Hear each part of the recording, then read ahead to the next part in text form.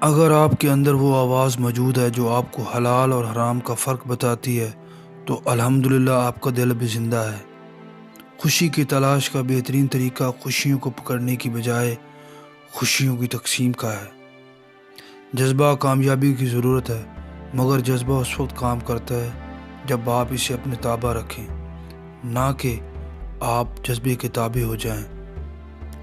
کوئی کچھ بھی بولنے دینا، ہمیشہ خود پہ یقین رکھنا، کیونکہ میں نے دیکھا ہے خود سے زیادہ خود کا کوئی مخلص نہیں ہوتا۔